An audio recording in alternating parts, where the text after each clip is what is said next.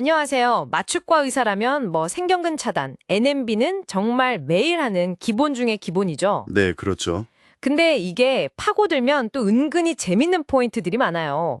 오늘 여러분이 주신 자료들, 특히 밀러 교과서 같은 걸 보면서 NMB 핵심만 한번 제대로 파헤쳐 보려고 합니다. 좋습니다. 임상에서 딱 필요한 내용들, 그리고 이거 기억하면 좋겠다 싶은 것들 위주로요. 네, 바로 그거죠.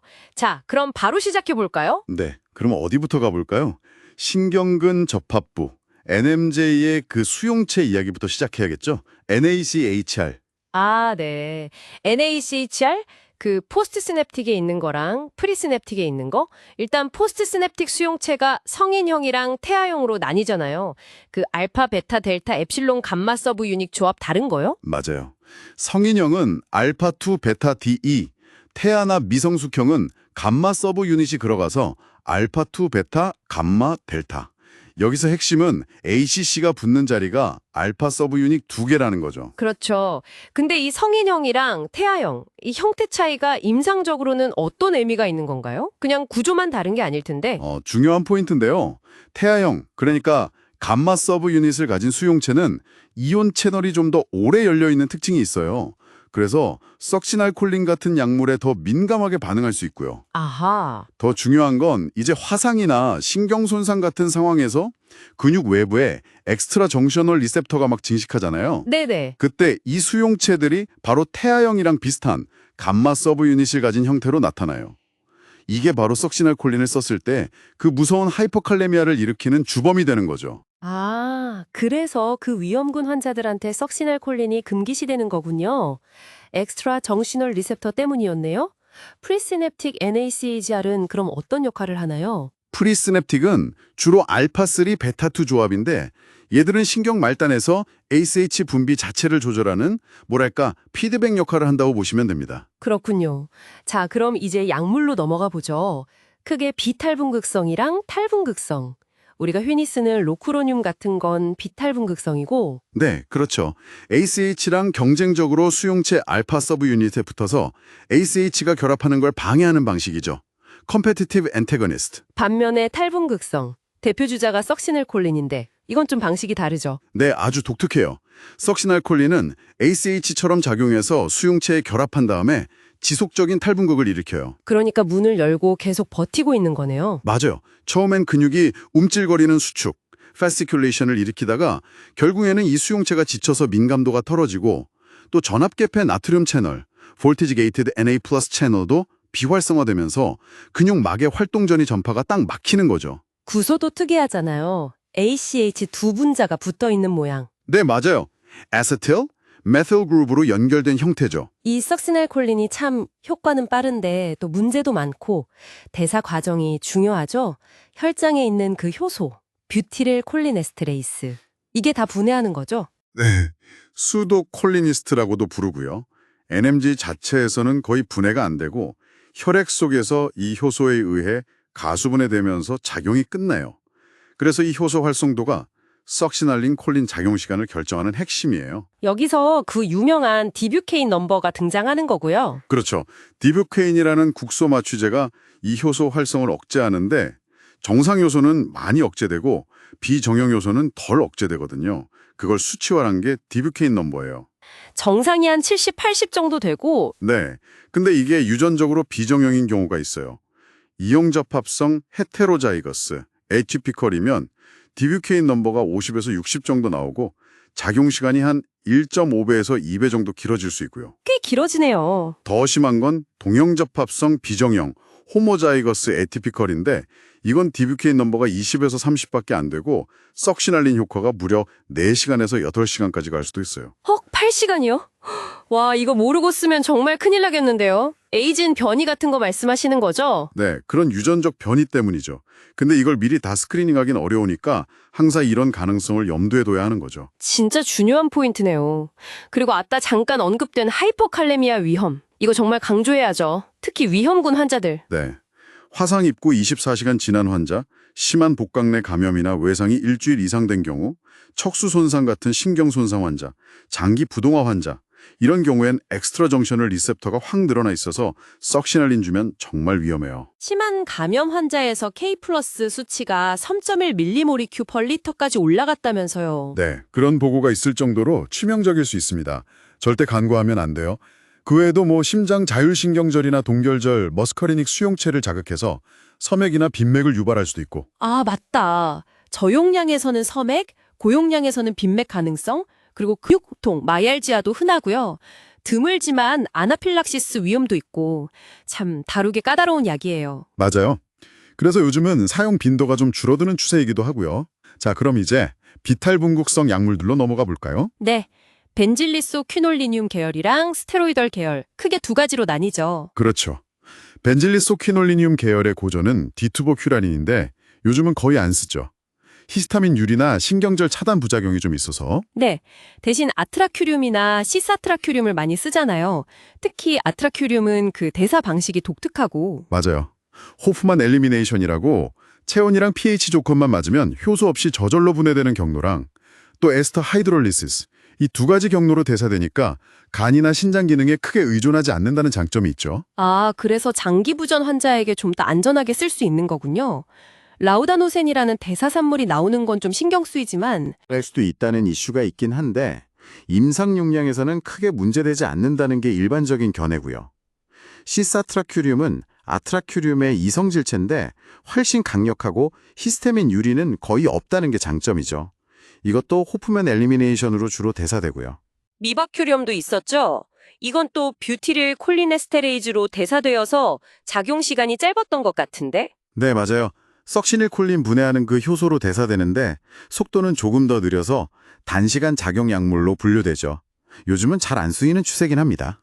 최근에 간타큐륨 같은 아주 새로운 약물도 나왔잖아요. 초단시간 작용 약물. 아, 네. 간타큐륨이나 CW 화합물 같은 것들. 얘들은 후마레이트 계열인데 L시스테인이라는 아미노산이랑 결합, 애덕션하면서 비효소적으로 빠르게 비활성화되는 아주 새로운 기전이죠. 와, 신기하네요. 그럼 스테로이드 계열은요? 펜크로늄, 베큐로늄, 로크로늄 이쪽이 요즘 주력이죠. 네. 펜크로늄은 작용 시간이 길고 주로 신장으로 배설돼서 예전에 많이 썼는데 M2 수용체를 차단해서 빈맥을 좀 유발하는 경향이 있죠. 베큐로늄은 중간시간 작용하고 주로 간 대사 및 담즙 배설이고 로크로늄이랑 비슷하죠? 네. 베큐로늄이랑 로크로늄 둘 다 중간시간 적용 약물이고 간담즙 배설이 주 경로예요. 근데 로크로늄이 베큐로늄보다 작용 발현이 훨씬 빠르다는 특징이 있죠. 아, 맞아요. RSA 할 때 석시닐콜린 대용으로 많이 쓰잖아요. 근데 이게 좀 이상해요. 로큐로늄이 베큐로늄보다 역가, 포텐시는 더 낮다고 배웠는데 어떻게 작용 발현은 더 빠를 수가 있는 거죠? 그거 아주 좋은 질문인데요. 이게 역설적으로 들릴 수 있는데 역가가 낮기 때문에 원하는 효과를 얻으려면 더 많은 양의 분자를 투여해야 해요. 그렇죠. 용량을 더 많이 넣어야 하니까. 네, 그럼 그 많은 분자들이 한꺼번에 NMJ로 확산되면서 뭐랄까, 농도 기울기가 훨씬 가파르게 형성되는 거예요. 그래서 결과적으로 수용체에 더 빨리 도달해서 결합하게 되고 작용 발현 시간이 짧아지는 거죠. 아하, 양으로 승부해서 속도를 높이는군요. 재밌네요. 작용 지속 시간은 그럼 어떻게 결정되나요? 초기에는 약물이 혈장에서 조직으로 재분포되는 게 큰 영향을 주고요. 특히 중간시간 작용 약물들은 이 재분포 영향이 커요. 후반부로 가면 결국 약물이 몸 밖으로 제거되는 속도, 즉 제거 반감기가 중요해지죠. 근육마다 반응 속도도 좀 다르지 않나요? 맞아요. 후두나 횡격막 같은 중심부 근육들이 엄지 내전근, 에독터 폴리시스 같은 말초 근육보다 약물 도달이 빠르고 혈류량도 많아서 작용 발현도 빠르고 회복도 더 빨라요. 그래서 우리가 모니터링할 때 어떤 근육을 보느냐도 중요하죠. 아, 네. 모니터링 얘기 나와서 말인데 예전엔 뭐 헤드리프트 5초 가능하면 괜찮다 이런 임상 징후들을 봤었잖아요. 근데 이게 사실 불충분하다는 거죠. 네, 절대적으로 부족합니다.